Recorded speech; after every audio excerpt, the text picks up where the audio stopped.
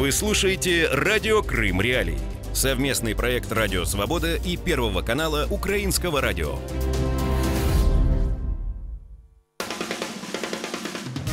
Слушайте «Радио Крым Реалии» на средних волнах. Частота 549 кГц в 7:30 утра и днем в 12:10. Теперь мы с вами 24 часа в сутки, 7 дней в неделю. «Радио Крым Реалии» 105,9 FM. Крымчане имеют право знать.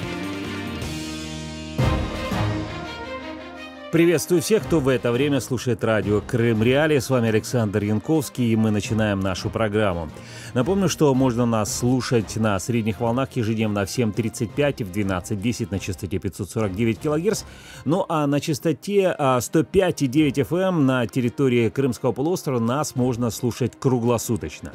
И, конечно же, смотрите наши трансляции на нашем канале в YouTube, а также на нашей странице в Фейсбуке. Не только смотрите, но и оставляйте свои комментарии. Если хотите высказаться в нашем эфире или задать вопросы нашим гостям или нашим экспертам, то звоните нам по телефону 8 800 10 06 926. 8 800 10 06 926. Звонки по этому номеру телефона для крымчан бесплатные. Номер телефона для жителей других регионов Украины 044 490 2905. Итак, мы начинаем. Тема дня. Подконтрольный Кремлю Симферопольский районный суд в среду 27 сентября вынес приговор по делу одного из лидеров крымско-татарского национального движения Ильми Умерова. Умерову назначено реальное наказание в виде 2 лет колонии поселения, то есть не условное, а реальное 2 года колонии поселения. И Ильми Умеров заявил, что остается убежденным сторонником возвращения аннексированного Крыма под контроль Украины. Об этом он сказал 27 сентября, после оглашения приговора, выступая перед сторонниками, которые пришли поддержать его у здания подконтрольного Кремлю Симферопольского райсуда. Несмотря на такую ситуацию, я еще раз заявляю, что я не меняю убеждений, не меняю своего мнения, остаюсь убежденным сторонником возвращения Крыма в Украину. Считаю аннексию аннексией, оккупацию, а нынешнюю власть преступной, отметил Умеров. Также Ильми Умерову запрещено 2 года заниматься публичной деятельностью и выступать в средствах массовой информации. Но сейчас это решение суда еще не вступило в силу, еще есть возможность подать апелляцию. И, собственно говоря, вот сегодня мы будем узнавать, что собираются делать адвокаты Ильми Умерова, о чем вообще говорит этот реальный приговор одному из лидеров крымско-татарского национального движения Ильми Умерова, и какой будет международная и украинская реакция и ответ на этот приговор. Вот все это мы обсудим в ближайшие 25 минут после того, как послушаем сюжет, который подготовили мои коллеги. 100 слов по теме.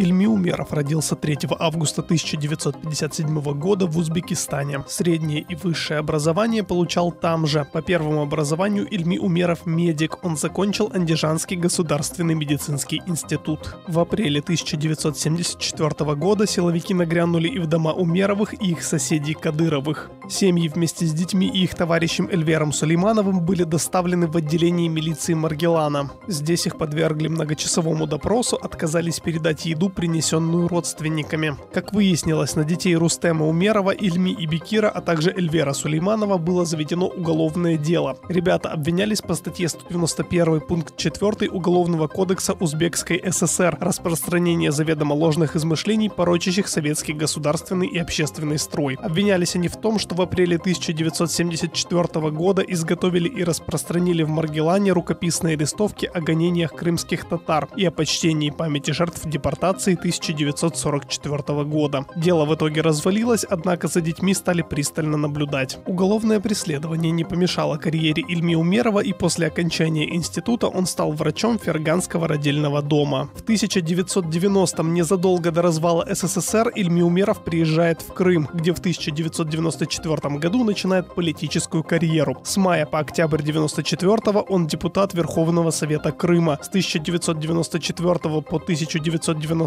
год заместитель главы правительства Крыма. С 2000 года Ильми Умеров работает заместителем главы Бахчисарайской районной администрации. С 2002 занимал должность заместителя председателя Верховного Совета Крыма. С 2005 руководил Бахчисарайской районной государственной администрацией. На должности главы райгосадминистрации пробыл до августа 2014. 21 марта 2015 года избран заместителем председателя Меджлиса крымско-татарского народа. 12 мая 2016 года Умеров был задержан в аннексированном Крыму российским ФСБ. Против него возбудили уголовное дело за высказывание в эфире крымско-татарского телеканала АТР. Его обвиняют в публичных призывах и действиях, направленных на изменение территориальной целостности России. Ильми Умерова отправили на принудительную судебно-психиатрическую экспертизу. Сам он назвал ее пыткой. 27 сентября этого года российский суд аннексированного Крыма приговорил Умерова к 2 годам колонии поселения. Такие учреждения в основном расположены в лесных северных и восточных регионах России. В Украине считают дело Умерова сфабрикованным и политически мотивированным. Сам Умеров после оглашения приговора заявил, что он остается на своей позиции, что Крым – территория Украины.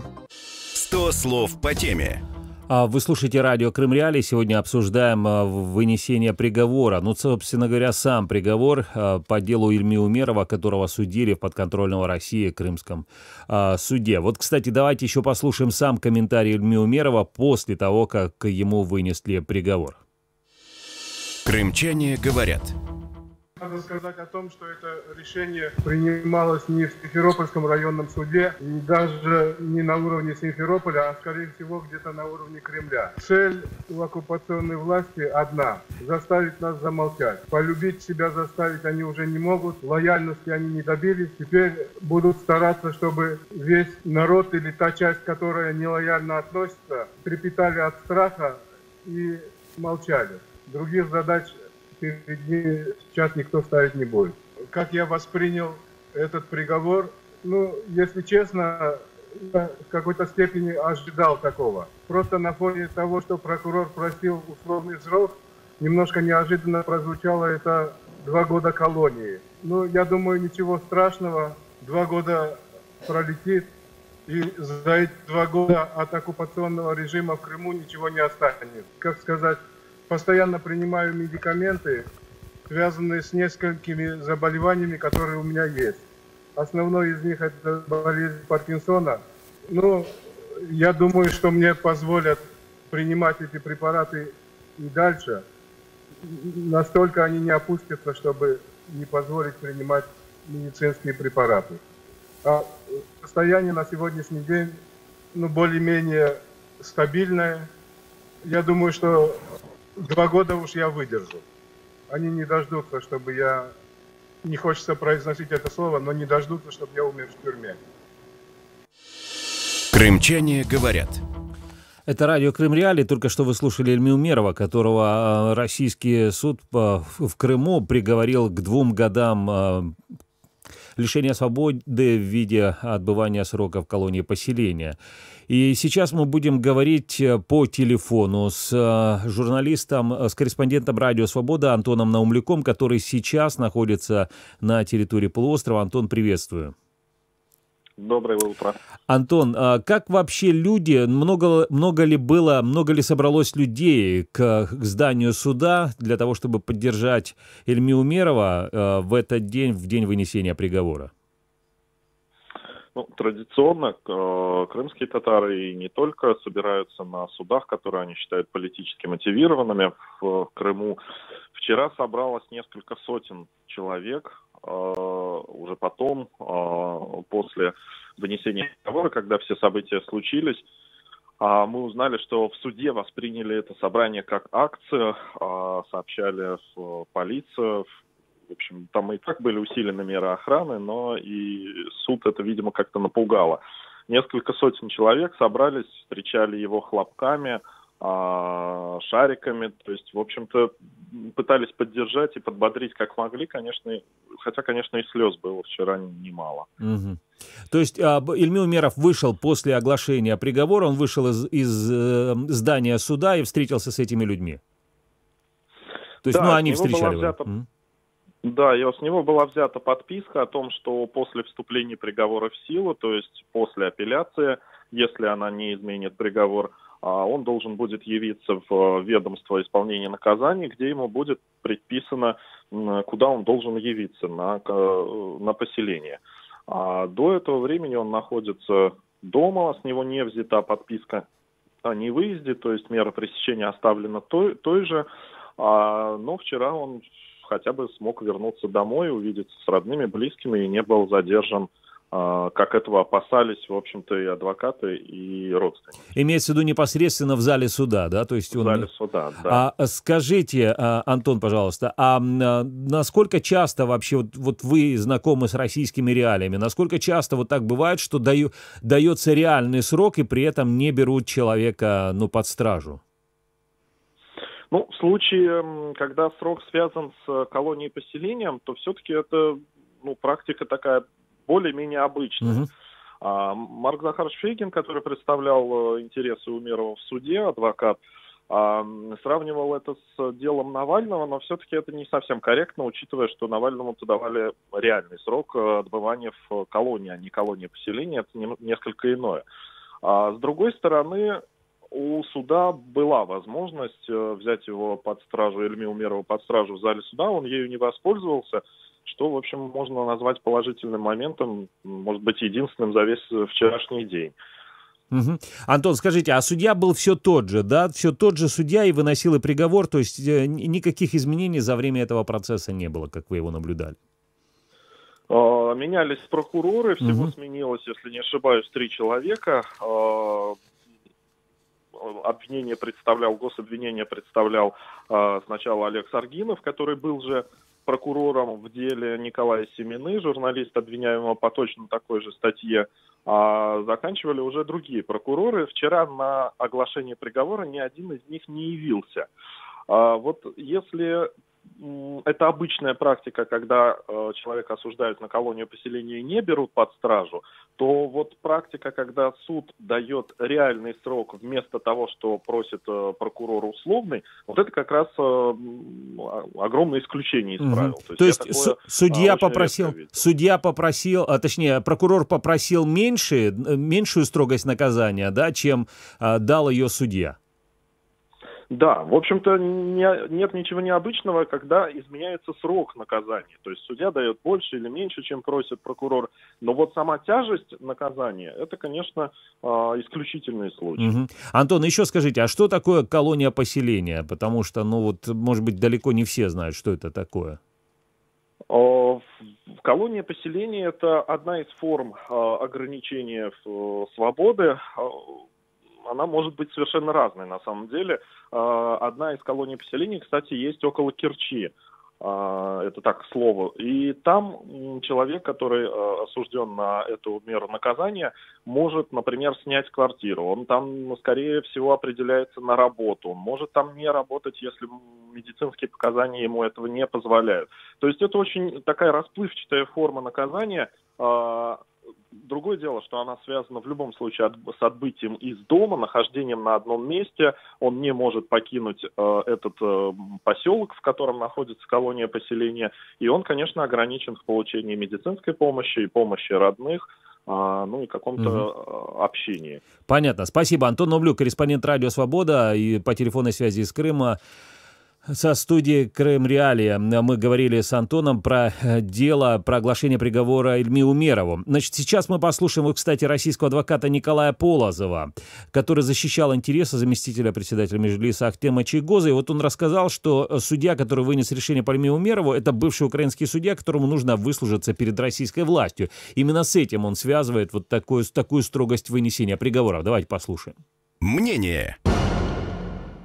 На мой взгляд, ничем другим, кроме как жесткими репрессиями по отношению, прежде всего, к крымским татарам, назвать действия российской власти абсолютно нельзя. Прокурор по этому делу просил условное наказание. И, естественно, все прогнозировали, что будет вынесен условный приговор, как это было в случае с Семиной. Но суд внезапно взял и по собственной инициативе ужесточил это наказание. Судья, который осудил Ильми Умерова, это бывший украинский судья, переметнувшийся на сторону российских властей. И таких очень много. В деле Ахтема Чийгоза из 3 судей 2 таких было. Это люди, которые дополнительно мотивированы выносить жестокие решения для того, чтобы выслужиться перед новой властью. Мнение. Ну и фамилия судьи, да, это Андрей Кулешов, который был назначен в 2011 году еще в Крым тогда, и при украинской, значит, украинской судебной системе он был назначен тогда судьей, ну и продолжил свою работу далее. Мы продолжаем нашу программу, сегодня говорим про дело, про вынесение приговора уже теперь подконтрольным Кремлю судом в Крыму по делу Ильми Умерова. Кстати, вот глава Меджлиса Рифат Чубаров вот так прокомментировал приговор Ильми Умерову. Давайте послушаем. Точка зрения. Ми, кримські татари, не зобов'язані самі шукати відповідь, бо ця відповідь може бути лише колективною. Зараз створюється група друзей деокупації Криму. Деякі провідні політики вже оголосили, що вони вступають в цю групу.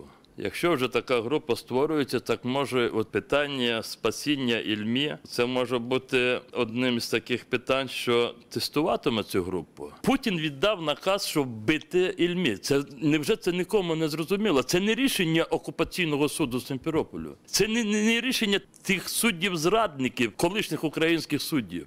Вони оголосили те, що було їм надіслано з Москви. Бо їм треба зробити все для того, щоб розчавити кримськотатар і змусити їх покидати свою батьківщину. Там наші люди: Ахтем Чийгоз, Руслан Зейтулаєв, Параламов Ренат, Серверага Караметов, Микола Семена, Олег Сенцов. Ці всі люди на війні. Я думаю, що єдине, що може врятувати Ільми Умерова, інших політв'язнів, це зараз просто чітке слово міжнародних інституцій і політиків міжнародного рівня, які уповноважені на участь в вирішенні питань розв'язання всіх наслідків війни Росії проти України. Точка зрения. Ну и также на пресс-конференции в Укринформе Рифат Чубаров сказал о том, что в Украине должны быть закрыты представительства Российского агентства по делам СНГ Россотрудничества и связанные с ним организации и все государственные российские структуры. Я утверждаю, что наша нерешительность в некоторых сферах является, если не главной, то одной из причин того, что над нашими гражданами Россия так жестоко издевается.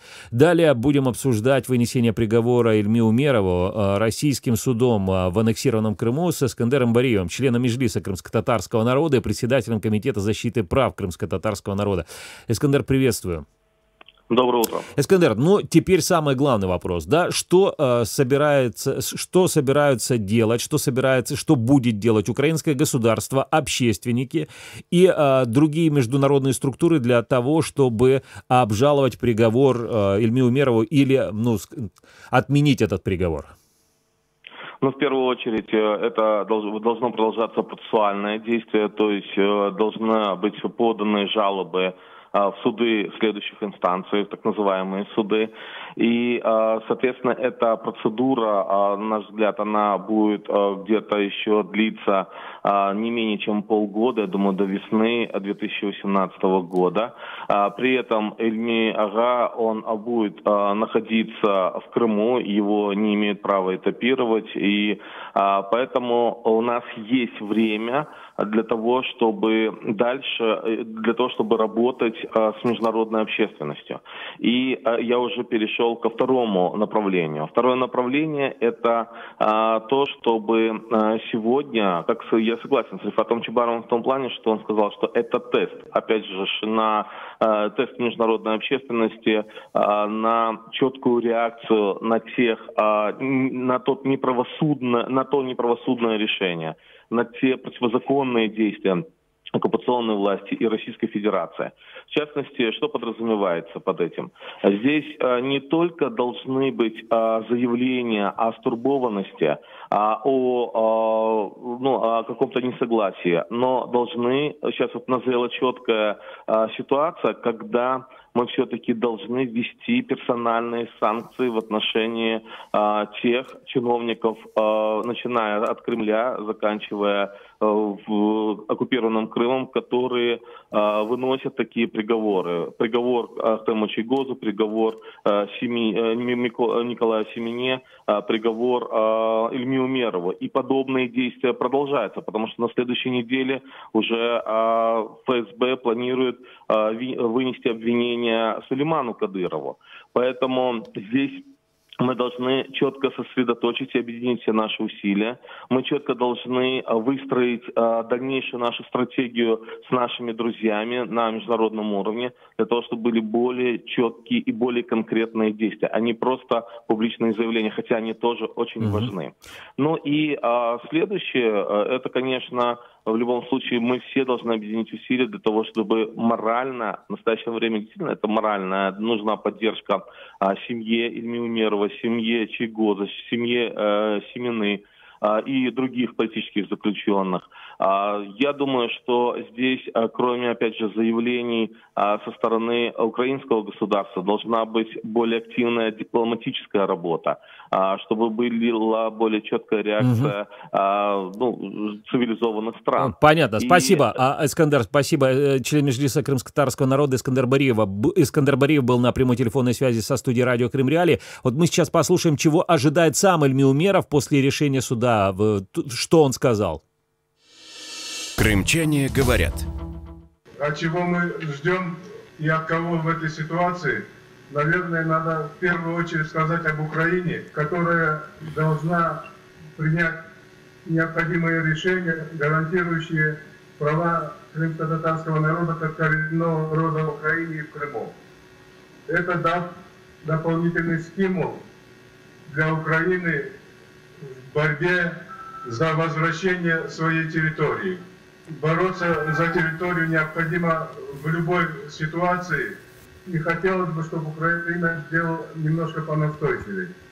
Но это уголовное дело сфабриковано полностью, сфальсифицировано полностью. Я уже множество раз говорил, что я не меняю своих убеждений, не отказываюсь от своих убеждений.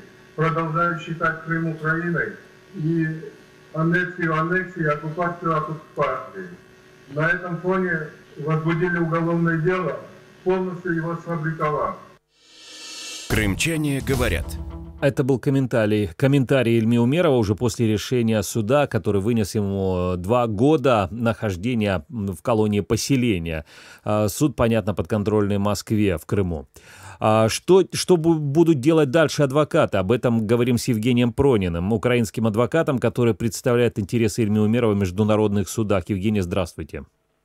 Доброе утро. А какой у вас дальнейший план действий? Ну, во-первых, еще не пройдены все инстанции на территории Автономной Республики Крым, потому что есть апелляционная инстанция, это Верховный суд. И, конечно же, будут обжаловать в апелляцию приговор адвокаты, которые находятся на территории Крыма, в том числе и адвокаты, которые приезжают из Москвы, Марк Фейгин. А потом есть множество международных инстанций, куда нужно обращаться, используя все пути защиты на территории подконтрольной Российской Федерации в Крыму. Так как сейчас судят Ильми Умерова по законодательству Российской Федерации. Это ЕСПЧ, Европейский суд по правам человека, это Международный суд ООН. Ну и, конечно же, вчера говорилось о поднятии вопроса в Международном уголовном суде. А где-то уже происходит, где-то уже поданы иски по делу Ильми Умерова? Нет, конечно, они не поданы, потому что еще не пройдены все пути защиты по национальному законодательству. Да, но получается, что там происходит сейчас осуждение его по национальному законодательству России, а не Украины. То есть почему... Обращение в Европейский суд по правам человека будет от Ильми Умерова со стороны Украины. Как это гражданин Украины, потому что он является гражданином Украины, которого судят, незаконно судят. Он вообще не может быть субъектом, подсудным субъектом, которым он сейчас является. Поэтому будем общаться со стороны Украины. Но только после того, как будет получена апелляция и другие решения российских судов, получается, да? Потому что от нас в любом случае требуют те нормы международных судов, требуют, чтобы мы прошли все уровни защиты по национальному законодательству. А вы говорили по поводу криминального суда. Насколько там возможно рассмотрение дела Ильми Умерова? Как один из вопросов. Отдельное дело, конечно, в уголовном суде, скорее всего, рассматривать не будут. Непосредственно есть иск от Украины к Российской Федерации. И одним из самых основных требований – это прекращение дискриминации национальных меньшинств, потому что, в принципе, одно из основных требований – это аннексия Крыма, прекращение незаконных действий и, конечно же, кейс крымских татар, потому что национальных меньшин, которые попадают больше всего под удар на территории Автономной Республики Крым, поэтому, конечно... Понятно. Спасибо. Евгений Пронин, украинский адвокат, который представляет интересы Ильмы Умерова в международных судах. На прямой телефонной связи со студией радио Крым Реалии. Я Александр Янковский. Не прощаюсь с вами, услышимся в следующей программе на радио Крым Реалии на 105,9 FM.